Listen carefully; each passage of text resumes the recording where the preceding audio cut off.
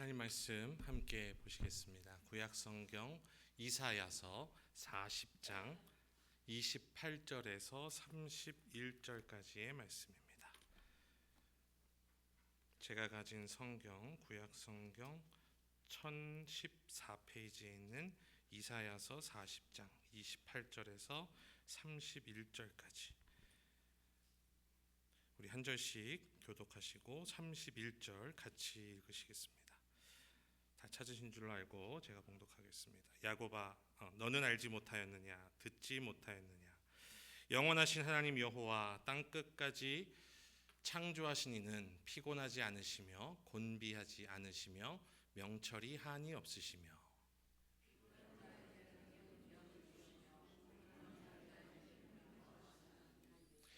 소년이라도 피곤하며 곤비하며 장정이라도 넘어지며 쓰러지되 오직 여호와를 앙망하는 자는 새 힘을 얻으리니 독수리가 날개치며 올라감 같을 것이요 다른 박질하여도 곤비하지 아니하겠고 걸어가도 피곤하지 아니하리로다.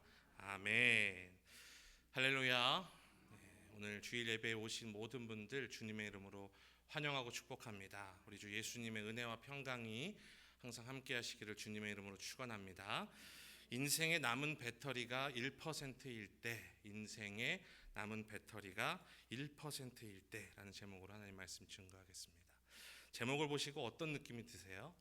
기분이 좋은 분도 계실 수가 있을까요? 뭔가 촉박한 마음, 조급해지는 마음. 1%가 되면 그 아이콘의 색깔도 달라집니다. 스마트폰의 아이콘의 색깔도 뭔가 경고를 나타내는 빨간색을 표시를 하죠. 요즘은 스마트폰뿐만이 아니라 자동차도 배터리로 가는 차들이 많아서 만약에 1%가 남은 상태에서 내가 운전을 한다. 전기차가 아니더라도 내 이 가스가 더 이상 몇 마일이 남았다고 나오지도 않을 정도까지 돼 있는 상태에서 내가 운전을 한다. 어떤 느낌이 드십니까? 이런 기기들뿐만이 아니라 우리의 삶 가운데에도 마치 배터리가 1%밖에 남지 않아서 이제는 곧 다 끝날 것 같이 너무나도 힘들고 괴로울 때가 있습니다. 그리고 오늘 본문에 나오는 이 이스라엘 백성들이 바로 그러한 절망과 피곤함, 괴로움 가운데 살고 있었습니다. 그들은 바벨론의 포로 생활 가운데서 내 길은 여호와께 숨겨졌으며 내 억울한 사정은 하나님께로부터 벗어났다 이렇게 탄식했습니다. 더 이상 내 길은 보이지 않고 더 이상 하나님은 우리를 인도하지 않는구나 라고 이렇게 탄식하는 상황 속에서 내 꼬여버린 실타래를 어떻게 어디서부터 풀어야 될지도 모를 것 같은 그 엉켜져 있는 상황 속에서 이제는 하나님도 나를 잊으셨나 하는 그러한 마음이었습니다. 그런데 오늘 선포되는 하나님의 말씀은 이처럼 피곤하고 지쳐있던 이스라엘 백성 그리고 그뿐만 아니라 오늘 저와 여러분에게 가장 완벽한 위로이자 가장 강력한 회복의 방법인 줄로 믿습니다. 그 말씀, 오늘의 말씀이 선포될 때 우리의 상한 심령, 우리의 찢어진 마음들이 위로를 얻고 우리의 바닥나 있는 여러 가지 체력들, 방전되어 있는 우리의 삶이 다시 한번 하나님의 능력으로 새롭게 교체되는 놀라운 은혜가 있기를 주의 이름으로 축원합니다. 오늘 말씀에 보면요, 소년이라도 피곤하며 곤비하며 장정이라도 넘어지며 자빠진다 이렇게 돼 있어요. 30절에 보면.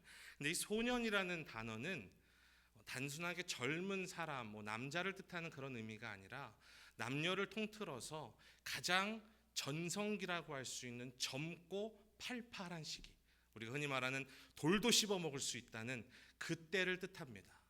그리고 장정은요, 단순한 성인 남성을 뜻하는 것이 아니라 히브리어의 원어에 보면 전쟁을 위해서 chosen one, 선택된, 그러니까 어떤 특수부대나 이런 델타포스 같은 그런 특전사 부대에 들어갈 수 있을 정도의 힘과 지능까지도 갖고 있던 대단한 인물들이라 할지라도 넘어질 때가 있고 자빠질 때가 있고 피곤할 때가 있고 완전히 탈진해 버리는 때가 있다는 것을 말합니다.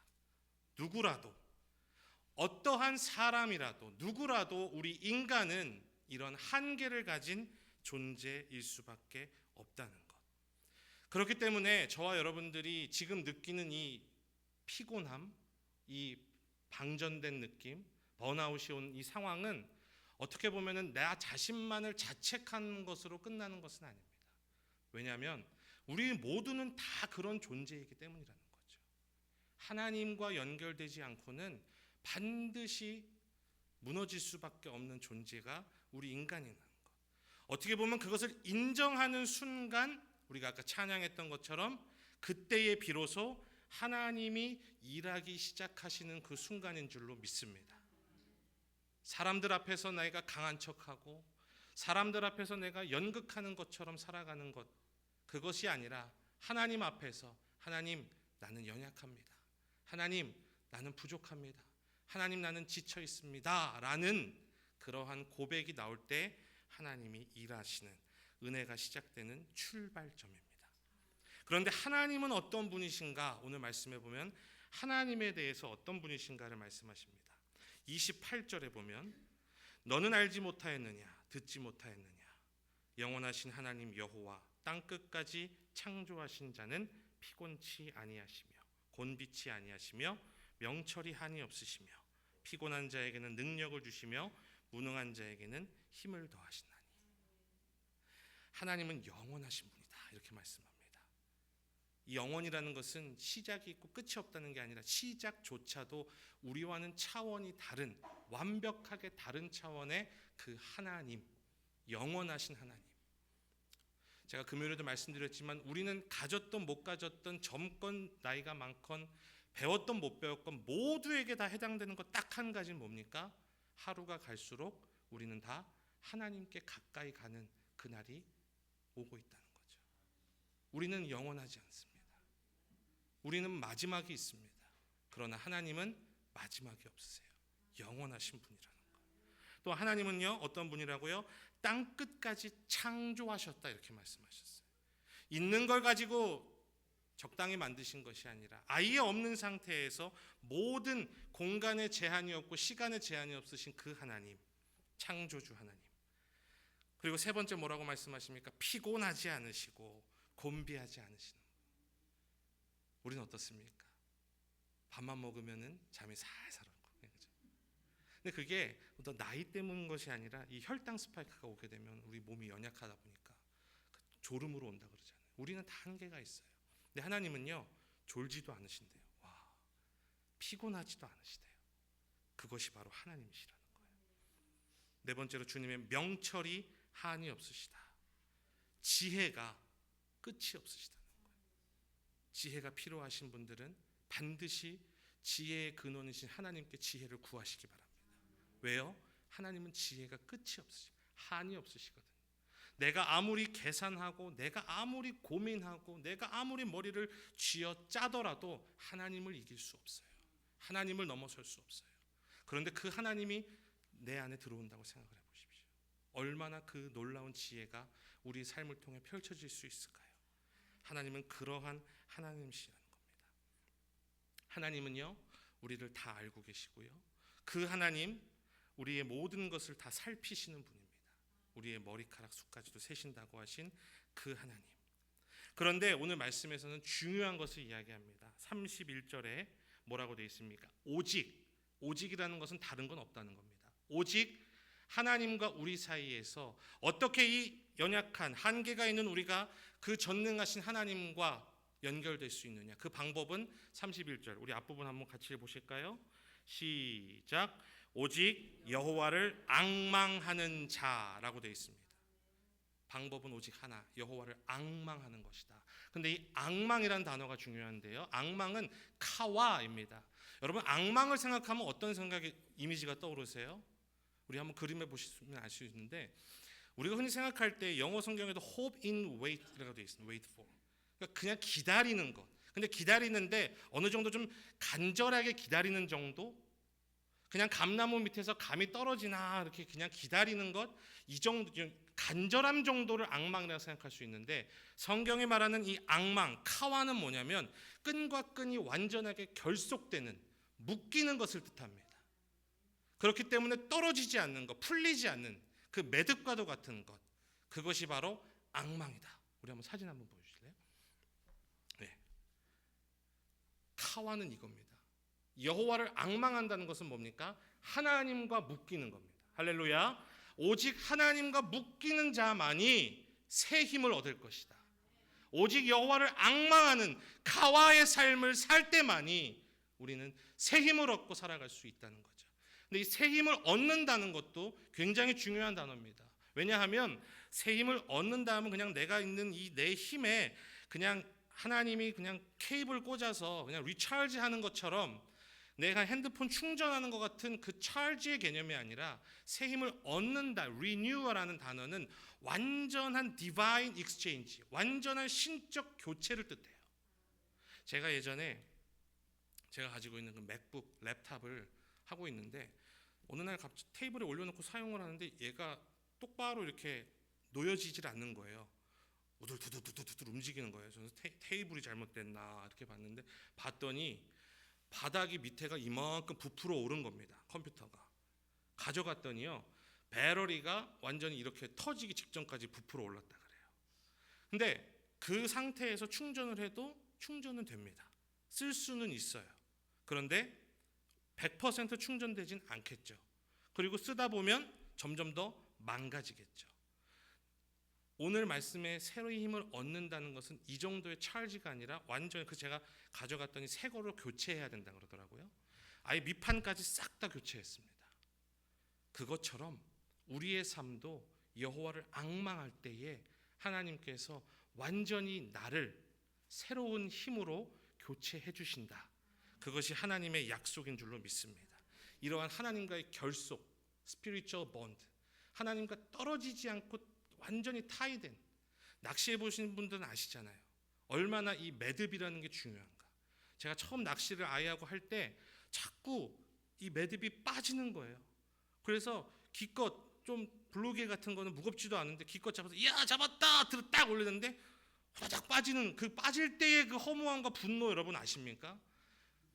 매듭이 중요해요. 팔자 매듭이 됐던 무슨 매듭이 됐던 나만의 매듭을 가지고 얼른 매듭을 묶어야 돼요. 빠지지 않는 그 카와. 하나님과 우리 사이가 이 풀리지 않는 매듭의 삶이 되기를 주님의 이름으로 축원합니다. 이 영적 결속이 있어야 된다는 거죠. 내 모든 삶을 하나님께 맡기고 이제는 내 끊어질 것 같은 그 실타래 같은 그 얇은 실이지만 하나님의 그 두꺼운 아까 그림에 있던 건 두꺼운 그 끈과 연결되어서 살아가는 삶.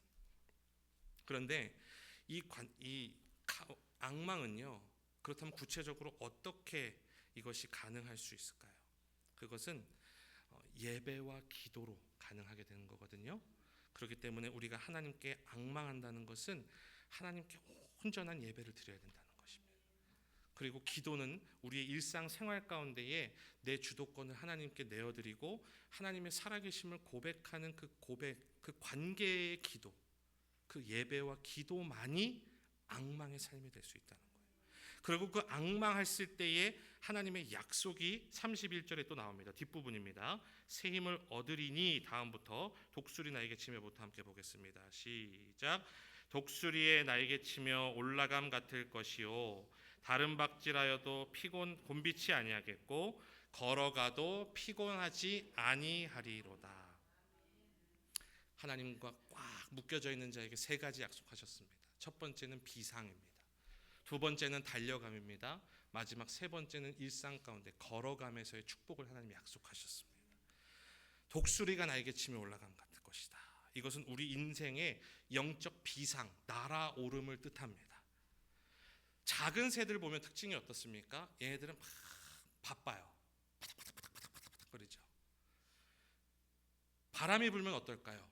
둥지에 숨거나 바람에 휩쓸려서 휘둘리고 맙니다. 그런데 독수리는 구조적으로 다르다고 합니다. 이 날개를 펼치고 고정하는 데에 근육이 들어가지 않고 뼈 자체가 그렇게 되어 있어서 날개를 펴고 바람이 왔을 때 오히려 그 바람을 타고 날아가는 것을 볼 수가 있죠. 제가 사진 한번 보여주시죠. 제가 찍은 사진인데요. 잘 보이시나요? 네. 그 디어필드에 있는 그 슈갈로프 마운틴 그 뷰 포인트가 있습니다. 거기에 갔는데 뭔가 정말 멋지다라고 표현할 만한 이 독수리가 확 돌더라고요. 크게 원을 그리면서 뱅글뱅글 천천히 나는데 날개를 파닥이지 않고 그대로 떠 있습니다. 그러면 쫙 날아가요. 저걸 보면서 독수리 같이 날개를 치며 올라감 같을 것이요. 그것이 바로 이것이구나. 이 새의 방법은 바람에 맞서 싸우기보다 오히려 그 바람에 몸을 맡겼습니다. 사랑하는 성도 여러분, 우리의 삶에도 거친 바람이 있습니다. 우리가 맞으면 죽을 것 같은 거친 바람이 있어요. 재정의 위기가 있을 때가 있고요. 당장 갚아야 될 카드빚 날짜가 다가올 때도 있습니다. 육체의 질병, 예기치 못했던 어려움들, 우리를 괴롭히는 사람들이 있습니다. 수군거림, 시기와 질투, 도저히 풀리지 않는 답답한 환경, 이 거센 폭풍이 저와 여러분에게 막 몰아칩니다.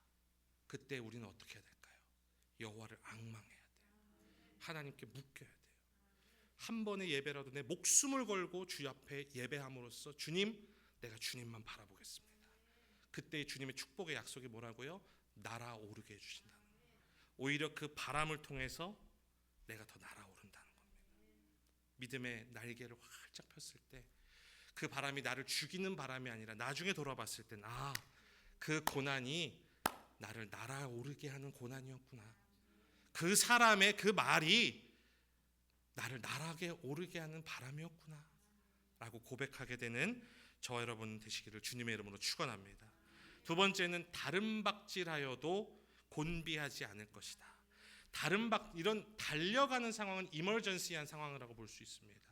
우리가 평상시에 편안하게 살다가 폭풍처럼 몰아치는 어떤 긴급한 어떤 예외적인 그런 요구들, 그런 상황들에 우리가 맞닥뜨릴 때가 있거든요. 갑작스러운 사고가 날 때도 있고요. 다급한 질병이 생길 때도 있고요. 아무 문제 없을 것 같은 내가 믿고 있었던 그 사람으로부터 어려움을 당할 때도 있습니다. 사업장에서의 어려움도 있을 수 있고요. 자식으로부터 어려움을 당할 수도 있습니다. 그 정신없는 상황, 그러한 다름박질해야 되는 상황 가운데서 하나님께 영적으로 결속된 사람은 어떻다고요? 지치지 않는다는 겁니다. 넉넉히 이겨낼 수 있다는 겁니다. 그 상황을 뛰어넘을 수 있는 그 축복을, 그 약속을 하나님께서 해주신 줄로 믿습니다. 마지막 세 번째는 걸어가도 피곤하지 않을 것이다. 여러분, 걸어감, 일상생활을 볼 수 있거든요. 일상생활 어떻습니까? 지루합니다. 재미없습니다. 지긋지긋합니다. 내일 아침 되면 또 일어나야 됩니다. 또 나가야 됩니다. 또 만나야 됩니다. 또 말해야 됩니다. 똑같아요. 이런 ordinary daily grind라고 할 수 있는 이 쳇바퀴 같은 이 상황 속에서 여호와를 앙망하고 하나님께 꼭 묶여있는 자는 하나님이 그를 피곤하지 않게 해주신다. 잘 견뎌낼 수 있게 해주신다. 인듀어런스라고 되어 있습니다. 잘 견뎌낼 수 있게 해주신다. 그리고 감사할 수 있게 되는 거예요. 나의 일상, 여러분 생각해 보십시오. 누군가는 우리의 지긋지긋하다 느끼는 그 일상을 누군가는 부러워할 수도 있어요. 제가 예전에 기억에 남았던 말이 뭐냐면, 내가 소홀히 살았던, 내가 지루해했던 그 오늘 하루는 어제 죽은 이가 그토록 바라던 내일이다. 나는 오늘 하루를 감사하지 못하고 그냥 이게 뭔가 맨날 똑같네, 지루하네, 지긋지긋하네, 그죠? 우리 버릇처럼 그죠? 지겨워 죽겠어, 막 이러면서 그죠? 답답해 죽겠어. 그 상황 가운데 그것은 어찌 보면 어제 돌아가신 분에게 있어서는 그토록 꿈꾸고 소망하던 하루, 그 내일일 수도 있다라는 거죠. 그렇기 때문에 우리의 이 일상생활들, 알아주느니 아무도 없는 그런 일들, 모든 것들, 그죠? 우리 삶 가운데 놓이는 모든 것들을 하나님은 잘 걸어갈 수 있게 해주시든 축복을 약속해 주셨습니다. 마지막으로 그럼 우리가 구체적으로 앙망을 적용하겠습니다. 아까 말씀드린 예배와 기도입니다. 앙망은 내가 바란다고 되는 것이 아니라고 말씀드렸습니다. 앙망은 묶여야 됩니다. 그 묶이는 행동이 뭐냐? 예배입니다. 오늘 저와 여러분은 하나님과 묶이기 위해 이 자리에 나오셨습니다. 그것을 성공하셨으면 예배에 성공하신 거예요. 그것을 실패하셨으면 아무리 예배에 앉았다가 돌아가셔도 제자리로 돌아가신다 할지라도 예배를 드리신 것이라고 볼 수 없습니다. 사도행전에 우리가 말씀이 나왔지만 하나님은 영이시니 예배하는 자가 영과 진리로 말씀과 성령으로 예배하라 이렇게 돼 있거든요. 근데 그 말씀 다음에 뭐라고 돼 있습니까? 하나님은 어떤 사람을 찾는 무엇을 찾는다고요? 예배하는 자를 찾는다고 돼 있습니다. 잘 생각해야 됩니다. 예배를 찾으신다고 되어 있지 않습니다. 예배가 있다 할지라도 예배하는 자가 하나님이 찾으시는 자라는 겁니다. 그렇다면 우리가 무엇이 돼야 되겠습니까? 예배에 참석한 자로 끝나는 것이 아니라 예배를 드리는 자가 되어야겠죠. 진정으로 내가 예배하는 자가 되어야겠죠. 그렇기 때문에 예배는 우리가 생명을 걸고 지켜야 되는 것입니다. 예배는 교회의 전부입니다. 예배는 교회의 본질입니다. 이것은 국민 의례와 같이 그냥 교회니까 하는 하나의 어떤 의식, 리추얼이 아닙니다. 예배가 없으면 우리의 정체성 자체가 다 무너집니다. 그리고 제가 금요일에도 말씀드렸지만 우리 자녀들은 우리 부모님들의 모든 뒷모습을 보고 그대로 배웁니다. 우리가 자녀들에게 남겨진 사명이 뭐라고요? 샘플이 되자. 거룩한 샘플이 되자. 예배드리는 모습 우리 아이들이 보고 그대로 따라할 때에 어떤 느낌이 드십니까? 그 마음을 가지고 우리가 하나님, 내가 부족하지만 내가 거룩한 샘플이 되기 위해서 내가 몸부림치겠습니다. 시편 기자의 말처럼 백발이 되어도 내가 주의 일을 전하는 데에 주여 나를 버리지 마소서. 그 고백처럼 하나님, 우리가 예배에 성공하는 예배 성공자가 되게 하여 주시옵소서. 할렐루야. 예배 성공자가 인생 성공자고 그 사람이 하나님이 찾으신다는 것을 기억하며 예배에 집중하며 본질을 기억하는 저와 여러분 되시기를 주님의 이름으로 축원합니다. 두 번째로 기도입니다. 기도. 그냥 내가 원하는 것을 구하기만 하는 그 기도도 물론 할 수 있지만 여기서 말씀드리는 기도는 나의 삶 전체에 하나님이 주인이라는 것을 인정하고 신뢰하고 내 인생을 주님께 맡기는 그 기도를 뜻합니다. 기도는 하나님의 뜻을 기다리는 그 실제적인 훈련입니다. 내가 여호와께 앙망하는 것. 하나님, 내가 사업을 시작했습니다. 내가 주님 잘 되고 싶습니다. 하나님 도와주시옵소서 하는 바램으로 끝나는 것이 아니라 앙망, 묶임으로 가는 것, 구체적인 기도가 있어야 된다는 거죠. 하나님 앞에 진실한 마음으로 주님, 나를 돌아봐 주시고 나를 도와주시옵소서. 내 인생의 주인은 주님이십니다. 이 맡김의 기도, 내 마음대로 내가 모든 것을 다 통제하려던 것들, 그것을 다 내려놓고 나의 주관자이신 하나님께 인정하고 맡기는 기도 드리시기를 주님의 이름으로 축원합니다. 그리고 내 방식대로 응답되지 않는다 할지라도 오늘 읽었던 말씀처럼 하나님은 결코 지치지 않으시며 그 지혜가 명철이 한이 없으시다라는 그 사실을 믿고 인내하는 시간 동안에도 우리는 기도해야 돼요. 그 믿음의 기도, 이 예배와 기도, 이것이 앙망입니다. 이 예배와 기도를 통해 우리가 하나님께 묶임 바 되었을 때에 하나님께서 우리에게 완전한 새 힘, 완전한 새 능력으로 함께 해주실 줄로 믿습니다. 오늘 말씀의 결론을 맺겠습니다. 우린 다 연약합니다. 우린 지칩니다. 한계가 있습니다. 그러나 하나님은 그렇지 않으십니다.